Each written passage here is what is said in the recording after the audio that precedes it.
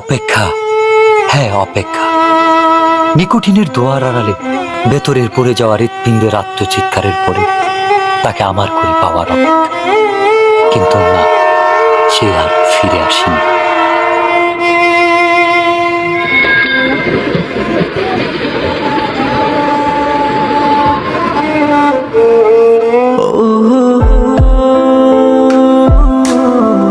তবে এসেছিল এই পাহাড়ের পাদদেশে আজ থেকে অনেক বছর আগে, সন্তের জেগেরা সীমান্তবর্তী জেলা।